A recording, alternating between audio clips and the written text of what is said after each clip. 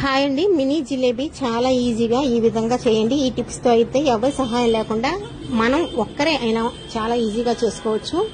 దానికోసం ఒక గిన్నె అంటే ఒక కప్పు నేను చూపించాను చూసారా, ఆ కప్పుతో మినపగుళ్ళు ఒక 5 గంటల వరకు నానబెట్టుకోండి. బాగా కడగండి. 5 గంటల తర్వాత కడిగి నీళ్ళు లేకుండా మిక్సీ జార్లో వేసుకోండి. ఆ తర్వాత కొద్దిగా నీళ్లు చిన్న అంటే ఎంతంటే కొంచెం ఎక్కువ కాదండి, మనకు పలసగా అయితే అయిపోకూడదు. కొద్దిగా నీరు పోసుకొని మెత్తగా పేస్ట్ లాగా చేసుకొని రావాలి. ఇప్పుడు మనం చేసే జిలేబీ అన్నది చాలా తక్కువ ఇంగ్రీడియంట్స్ తో ఎవరి సహాయం లేకుండా చేసుకునేది అనమాట. మీకు చూస్తే అర్థమవుతుంది. ఈ విధంగా మిక్సీ పట్టుకొని రండి. నేను చూపిస్తాను నీళ్ళల్లో వేసి.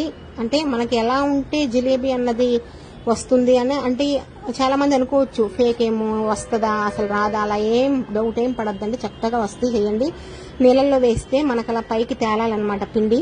అలా ఉంది అంటే మనకి పర్ఫెక్ట్ గా పిండి రెడీ అయినట్టు అనమాట. ఇప్పుడు మీరు మిక్సీ జార్లో ఉన్నది వేరే గిన్నెలోకి ట్రాన్స్ఫర్ చేసుకోండి. ఇలా చేసుకున్న తర్వాత నేను ఇప్పుడు ఒక కప్పుతో చూపిస్తున్నాను. మీకు కావాలంటే 2 కప్పులు 3 కప్పులైనా, ఎక్కువ ఉంటే ఫ్యామిలీ మెంబర్స్ ఎక్కువ వేసుకోవచ్చు. ఫస్ట్ ట్రై చేయండి, మీకు కూడా రావాలి కదా, ఒక కప్పుతోనే ట్రై చేయండి.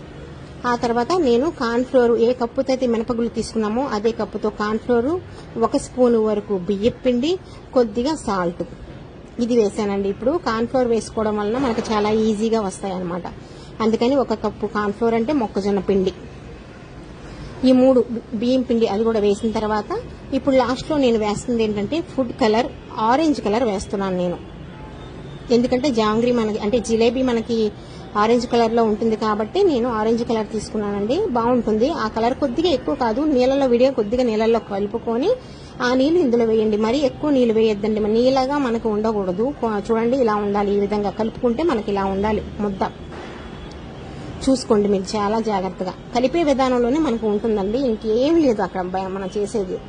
నేను పాల ప్యాకెట్ తీసుకున్నాను. మీ దగ్గర కోన్ కవర్ ఉన్నా పర్వాలేదు, లేదా పాల ప్యాకెట్ ఉన్నా పర్వాలేదు. పాల ప్యాకెట్కి ఫస్ట్ పైన మొత్తం కట్ చేసి కడిగి అందులో ఇప్పుడు మనం ఈ పిండి అన్నది మొత్తం అందులో వేసుకోవాలి. చాలా ఈజీగా చేయొచ్చండి నిజంగా. ఒక్కరే చేసుకోవచ్చు.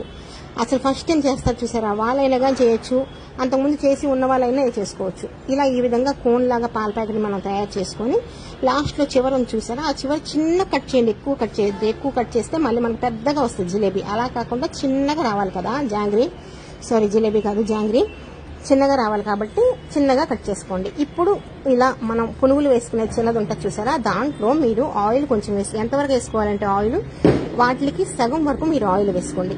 మరీ ఎక్కువ వేసుకోకూడదు, సగం వరకు వేసుకున్న తర్వాత అవి మనకి బబుల్స్ లా రావాలి. అంటే కొంచెం మంట పెట్టండి. పెట్టిన తర్వాత ఇప్పుడు కోన్ లాగా మనం తయారు చేసుకున్నాం చూసారా, దాన్ని చిన్న చిన్నగా జాంగ్రీ ఎలా ఉంటుందో ఆ విధంగా మీరు షేప్ అన్నది వేసుకోండి. చాలా ఈజీగా వస్తుంది కోన్తో. కొంచెం వేడి సెగ మనకు తగులుతూ ఉంటుంది, చూసుకోండి జాగ్రత్తగా. అంతే. ఈ విధంగా వేసిన తర్వాత ఇప్పుడు హైలోనే పెట్టండి. వెంటనే కాలిపోతాయి. మీకు లోపల ఉడుకుతుందా లేదా అన్న డౌట్ ఏం లేదు. తిప్పుతూ ఉండండి, వెంటనే కాలిపోతాయి. ఆ సైడ్ ఈ సైడ్ 2 సైడ్లు కూడా మీరు కొంచెం సేపు ఉంచుకుంటే సరిపోతుంది. మరి ఎక్కువసేపు ఉంచితే కలర్ చేంజ్ అయ్యి మనకు కొంచెం బ్రౌన్ కలర్ లో వస్తుంది. బ్రౌన్ కలర్ లో వస్తే బాగోదండి. మనకి కలర్ చేంజ్ అవ్వాలి, కానీ అది లోపల ఉడికినంత వరకు చూసుకుంటే సరిపోతుంది. 2 సైడ్లు తిప్పిన తర్వాత చక్కగా ఉడికింది చూసారు కదా. ఇప్పుడు తీసేసుకోండి ఒక ప్లేట్లోకి. తీసేసుకుని మళ్ళీ మనకు మిగిలిన పిండి ఉంది చూసారా, సేమ్ అంటే మనం ఉన్న పిండి మొత్తం ఈ విధంగా ఏర్పాటు చేసుకోవాలన్నమాట.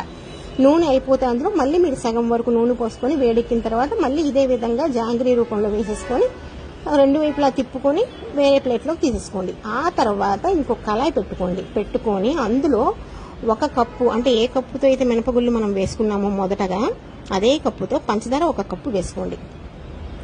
ఫుల్ కప్పు వేయండి పంచదార. ఫుల్ కప్పు వేసిన తర్వాత నీళ్లు పోసుకోండి. నీళ్ళు ఎంత పోసుకోవాలంటే 1 కప్పు, ఆ కప్పే మనం ఏ కప్పుతో అయితే పంచదార వేసుకున్నామో అదే కప్పుతో పోయండి. పోసిన తర్వాత ఇలాచి యాలకులు వేయండి, ఒక 3-4 దంచి చెతక్కొట్టి. స్మెల్ బాగుంటుందండి, చూడ్డానికి కూడా బాగుంటుంది. అది వేసిన తర్వాత మనకి లైట్ గా తీగపాకం రావాలి, కానీ పాకం ఎక్కువ రాకూడదండి. లైట్ గా తీగపాకం అంతే. మీ పాకం చూసుకోండి. ఒకవేళ ఎక్కువ పాకం వచ్చిందనుకోండి, మనకు పంచదార చిలకలు ఎలా ఉంటాయి ఆ విధంగా తయారైపోయింది. అలా కాకుండా తీగ పాకం వస్తే మనకి జారుగా జాంగ్రీ అన్నది అందులో వేస్తూ ఉంటే అలా కారుతూ ఉండాలన్నమాట. అప్పుడు బాగుంటుంది. మీరు స్టవ్ కట్టేసి తీగపాకం వచ్చినాక ఇవన్నీ అందులో వేసేసేయండి. వేసి బాగా కలుపుకుంటే అవన్నీ మిక్స్ అయిపోతాయి. అప్పుడు మనకు ఎలా అనిపిస్తుంది అంటే చక్కగా ఇలా మనం పైకి ఎత్తితే కారుతూ ఉంటుందన్నమాట పాకం అన్నది. అలా ఉండాలి. ఇలా ఉంటే మనకి 2-3 రోజులు హాయిగా ఉంటాయండి. అందరూ తినొచ్చు, ఇంట్లో వాళ్ళందరూ తినొచ్చు.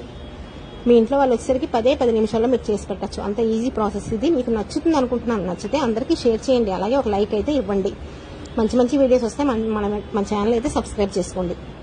ఈ విధంగా చేసుకుంటే చాలా బాగుంటుందండి. తక్కువ ఇంగ్రీడియంట్స్, తక్కువ టైము, ఒక్క మనిషి కూడా చేసుకోవచ్చు. చూడడానికి కూడా బాగుంటుంది. చూసారు కదా ఈ విధంగా అసలు జ్యూసీ లాగా తింటూ ఉంటే కూడా చాలా బాగుంటుంది. క్రిస్పీగా కూడా ఉంటాయి. 2 సైడ్లు వేపాం కాబట్టి నూనె కూడా తక్కువ పడుతుంది. పెద్ద పెద్ద అండీలు కళాయిల్లో వేసి మనం తిప్పవసరం లేదు. ఒకదానికొకటి అతుక్కోవు ఇలాంటి మనం పునుగులు వేసిన కళాయి ఉంటే.